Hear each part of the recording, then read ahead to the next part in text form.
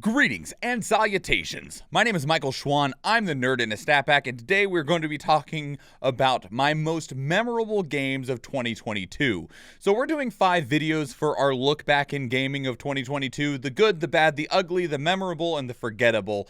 We last week talked about my most forgettable games of 2022, and now let's talk about which ones I'm actually going to be thinking about, hopefully for years to come as we move forward. One important note though, as we get into these, memorable doesn't necessarily mean good. These aren't necessarily games that I am going to be recommending to you. They aren't games that you need to play. They aren't fantastic experiences, but for one reason or another, they are games that will be sticking in my mind. So, let's get started. Starting it out at number 10, we have Inside the Backrooms. Now, we played a lot of horror games, or like spooky, stealthy, what do you want to call them, like tense thriller style games. So we talked about several of them in the forgettable games of 2022, but one of the ones that I'm going to remember is Inside the Backroom. Now, this isn't an SCP game. It's born out of liminal space, but it feels a lot like an SCP game. And some of these games just feel better or worse than others, and even though this is probably one of the jankiest games in the kind of horrifying category, it is definitely one that I will remember the most. Things like the wire monster and Toothy and the weird creepy dog and the flesh monster and the way that you solve these puzzles in this game, it feels like this game is something that you are actually a part of. It's not something that's just trying to scare you. It's not just trying to be a disconcerting thing. It definitely has a level of immersion to it that makes you feel present in the back rooms. And it maintains this pressure in such a way that the game continues to evolve and just maintains a really strong presence. That is something that, while I never want to play this game again, and I don't even necessarily recommend it to anyone else, it's definitely something that I will remember for a very long time. Number 9 is Labyrinthine. So again, we played a lot of horror games in 2022, and some of them, a lot of the ones that are more Phasmophobia clones, they were really formulaic, and we talked about them also in the forgettable games of 2022. They lose a lot of energy after you figure it out. But where those games lost their momentum, Labyrinthine endured. And I think it's because it's not necessarily about trying to be an investigator or a ghost hunter or anything like that. Labyrinthine is definitely more a game of cat and mouse. There are some puzzles in it. There are some things that you're figuring out. There's a very little dangly shoestring story that exists in it. But for the most part, you are in a labyrinth, and you are trying to figure out a way to get out of the labyrinth to escape the monster or monsters that are in it. It's not necessarily about being scared. It is about surviving. And that's one of the big differences, because when someone says a game is scary or it is a horror game, that can mean a whole lot of different things. Is it gory? Is it thrilling? Is it suspenseful? Is it scary? Is it trying to just jump scare you? Is it just looking for a yell? What is it trying to achieve? And Labyrinthine is just trying to achieve the idea of running for your life. And it does so, I think, in a really, really good way, to where that even when I've returned to it months later, I still have that experience of, oh my god, I need to run, I need to run, I need to run. And that's not something that I get very often with a lot of other games. Now, the puzzles can be learned, and they sometimes get repeated and stuff, so once you've learned them, you're able to solve them faster, which allows you to get through the labyrinth quicker. But escaping always stays stressful, and the number of times that I have screamed playing this game compared to any other horror game is something that I will definitely be remembering. Fortnite is number 8 of my most memorable games of 2022. Now, until 2022, I had never touched Fortnite. Never wanted to. I'd seen all the clips of the super sweats of somebody shooting at somebody and they build the Taj Mahal in a couple of seconds, and I was like, your camera is spinning so much and things are happening. That looks like way more work than I care to be bothered to learn. And then they introduced Zero Build this year as part of an event where some bad guys turned off the ability for the islanders, for the loopers to be able to build. And I was like, no build, huh? All right, I'll try it. I'll try zero build. And oh my god, Fortnite's so much fun, okay? Fortnite is so much fun. It's ridiculously fun. I don't even necessarily feel like the game is great or incredible, but you know what it is? It's fun. It's just a really casual, carefree time. It's such a great game to play with friends. You can just hang out with your friends, talk about whatever, jump into the back of a truck, do some rainbow dances with whichever skin you happen to be. You could be busy playing chess as Master Chief against Kratos, and then freaking Darth Vader can run up and blow you both up while someone off to the side just bim bam boom, and you're like, I don't know what's happening, but you know what? I don't feel stressed about it. I'm smiling this entire time. I'm having a good time. I'm getting to hang out with friends and play a game that I don't have to care if someone is better or worse than the other ones. And it's just fun. And I will probably continue to play Fortnite for a considerable amount of time for that reason of it's just such a great game to use as a way to decompress, relax, and just enjoy playing games with friends. And I'm looking forward to it. Number 7 is Fire Emblem Warriors 3 Hopes. Now, it's been this interesting resurgence of the success of Warriors games, Musou-style games. Because, you know, we had Samurai Warriors and stuff for a long time, and it was a very niche audience. But as we've seen these developers start to take on more official IPs and adapt them into Warrior-style games, we're talking like Hyrule Warriors, Fire Emblem Warriors, Age of Calamity, 3 Hopes, Persona 5 Strikers and stuff. This feels like the future of what these games are going to be. Dynasty Warriors 9 bombed so hard. Nobody liked it. Even massive fans of the franchise didn't like it. But when you have these more structured Warriors games that have a story focus to them because they're part of an established IP, they're massive successes. Age of Calamity sold millions. What a game are we talking about again? 3 Hopes sold a ton of copies. I believe Persona 5 Strikers did all right, but whatever they make next within this space, I know people have been talking about like Xenoblade Heroes or Xenoblade Warriors or whatever, which would be fantastic as well. I imagine whatever they'll do next, as long as it's within this space, is going to be great. And while I'd played Dynasty Warriors before and I enjoyed them, they weren't games that felt memorable to me because it felt pretty mindless, and not to suggest that 3 Hopes isn't mindless, okay? It definitely has some things in it that are to its benefit, but the actual overall gameplay is still run from stronghold to stronghold and do a big, special attack, wipe out 200 soldiers, maybe whoop up on an elite and move on and rinse and repeat that for a long time. But when you have an established IP to where you're getting these unique abilities and these unique characters that allow you to feel a little bit more attached to what's happening, to where you can care about the characters and see what happens, it makes these games feel like so much more than I ever cared about Dynasty Warriors in the past. And I think that's the major thing that was always lacking in Dynasty Warriors as a franchise, was there was a lack of a meaningful story that would make you want to push forward to where, it's dumb fun, right? But dumb fun without any direction eventually just dies itself out. So I really enjoyed Fire Emblem Warriors 3 Hopes, and I'm really looking forward to whatever Warriors title we get next.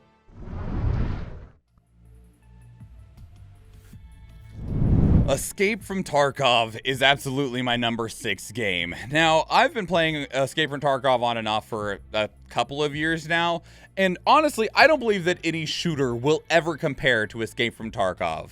Battlestate Games have been working on Escape from Tarkov for a decade. It's hyper complex. It's got a brutal learning curve. It's probably one of the most unwelcoming video games I have ever seen in existence, just like ever. But it's also one of the most satisfying games, especially shooters, that I have ever played.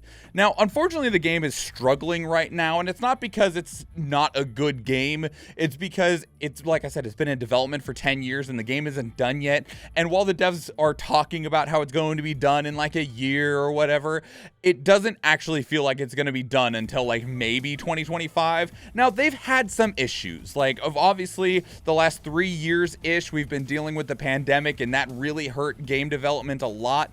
And the developers are Russian, so you do have the Russian-Ukraine conflict going on right now. And because they're in Russia, because because we've seen a lot of Ukrainian devs be like, hey, we had to relocate and stuff. A lot of the Russian devs, we've not heard a lot from them, and that includes the developers of Escape from Tarkov. But Escape from Tarkov is such a brilliant game. It's definitely not for everybody, and I can absolutely understand why the game hasn't been replicated. Not in earnest, right? We've seen some people try and take similar pieces from it to try and get the general idea without going as hard as Battlestate games have gone. We're talking games like the Cycle Frontier, Marauders, or the recent DMZ mode in Call of Duty Modern Warfare 2. And while they have like the odor of Escape from Tarkov, none of them have been willing to commit to what the complexity is of Escape from Tarkov. And I understand why. I absolutely understand why, because the game is so unforgiving that it is not a game that you are going to have a reliable amount of success monetarily from being a new entry in it.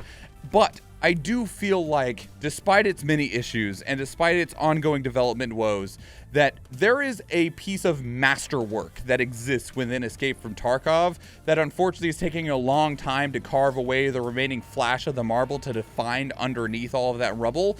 But it's a game that I will absolutely never forget. Number 5 is Parasite Eve. Now, yes, this game is from like 1997, 8, 9, late 90s, right? It was originally going to be part of like a development for Final Fantasy VII. I didn't actually play it until 2022, okay? Now, there's a lot of people that love this game to death. It's got a 100% beloved fan base, and there's a significant number of people that are calling for Square Enix to do a remake in the vein of Final Fantasy VII Remake in this game for this game.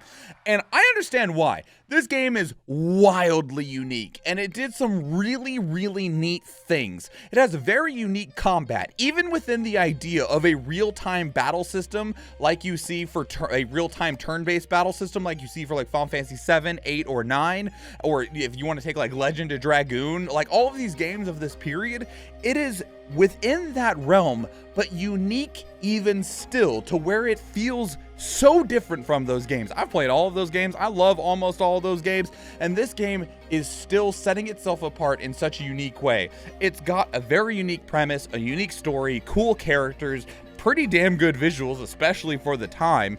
It definitely has some rough edges, but every game back then did. And I did have a couple small issues, especially with a particular ending mechanic. We're not going to talk about it because it's super, super spoilery, but I can 100% understand now why everyone, whenever Parasite Eve comes up, are like, where the fuck is it today? Because this was such an incredible experience that I'm never going to forget.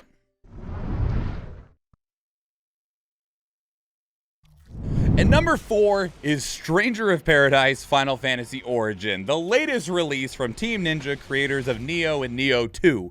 Now, one of the things is, I'll let you know this right now, Stranger of Paradise is not a remake of Final Fantasy 1. It plays like it is, but this is actually Final Fantasy 0, just to let you know what we're working with here.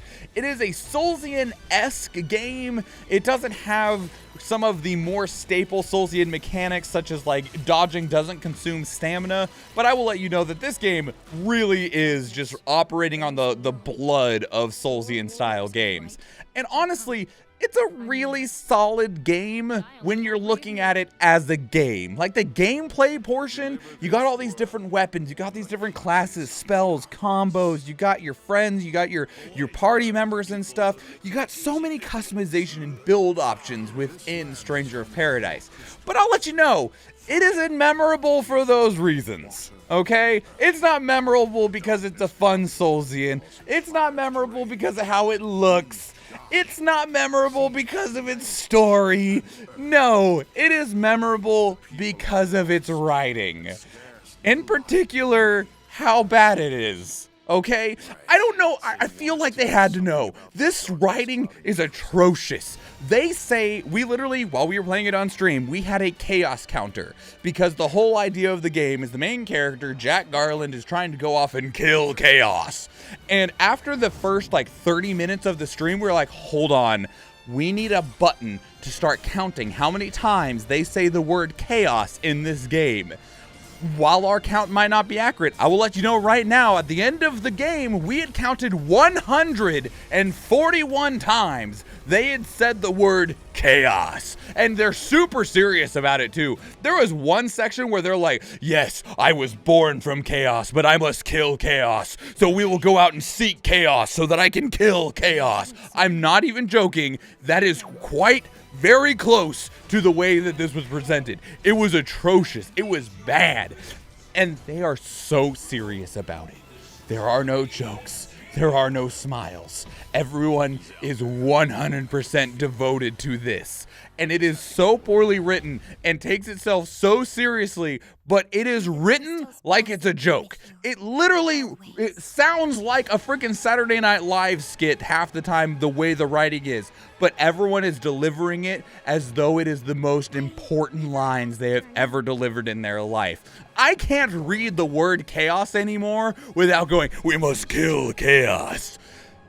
I won't be able to forget this game. Even though I might want to, I can't. It's definitely one of the most memorable games of 2022. Number 3 is Potionomics. Now, I had a hard time deciding of whether I wanted to put Potionomics on this list or if I just wanted to put it on the good list. It ended up on the memorable list. Potionomics is basically if you took Slay the Spire and a dating sim and put them together. It's really what it is.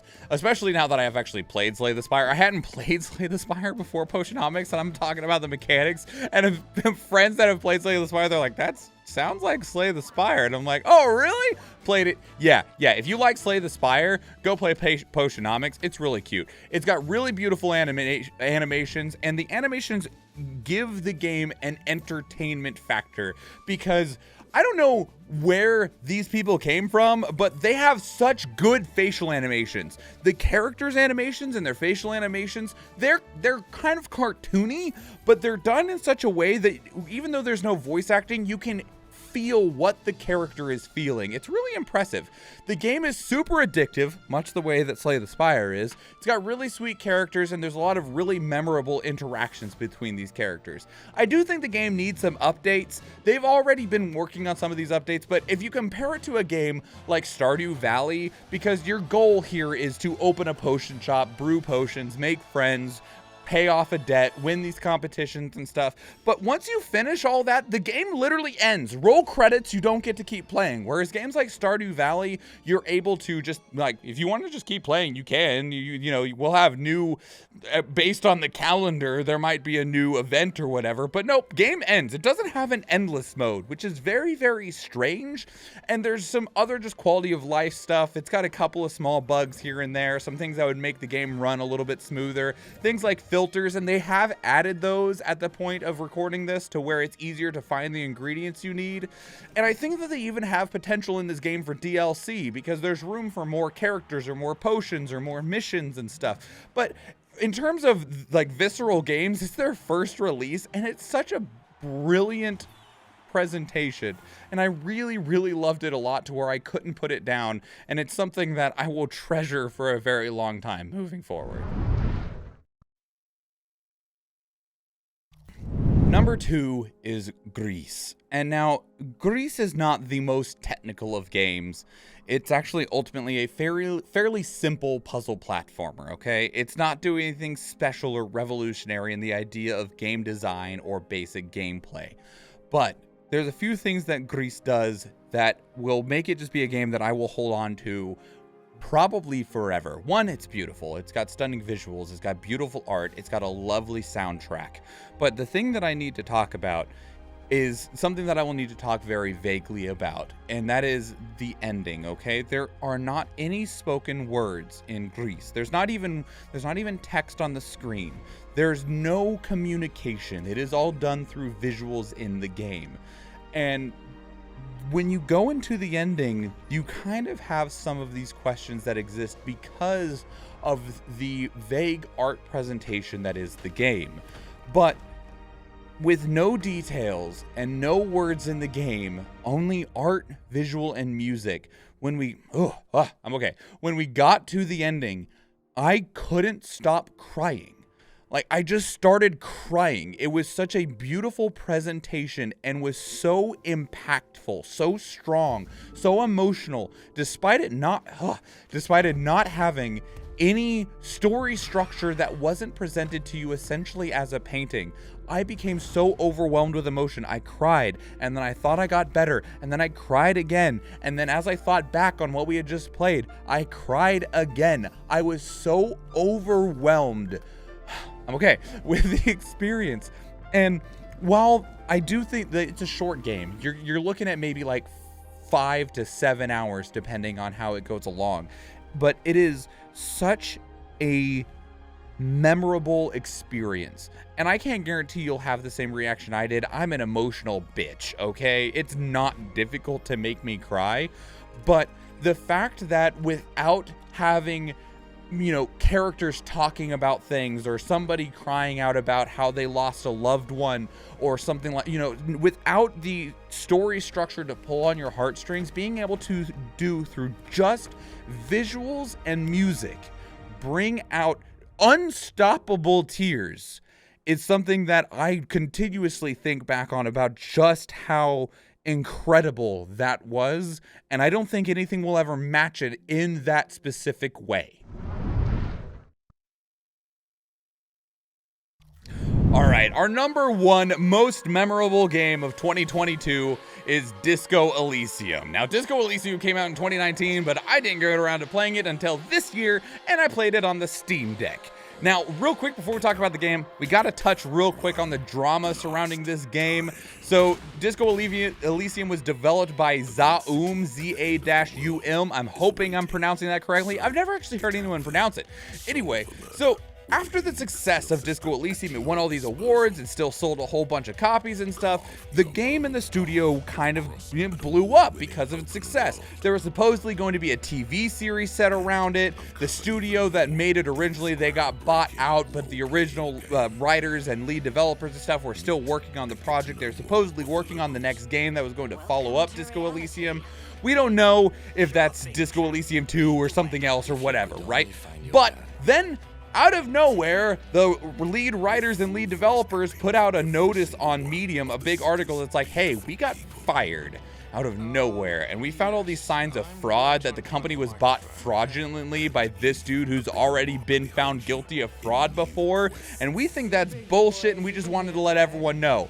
And it's really ironic because the game has a kind of like a capitalist dystopian setting, right? So it was like, wow, the game that was, it's kind of like what's happening with Final Fantasy VII, where Square Enix is like, what if we just sold a bunch of NFTs for Final Fantasy VII? It's like, did you even play your own game? Shit, man. All Final Fantasy VII's all talking about the evil capitalist culture and how it's destroying nature, and here you are, Square Enix. And then, right, we got the same thing going on with Zaum and Disco Elysium, of the company being bought under illicit means, and all of these legal battles that's going on, and these crazy things that are happening.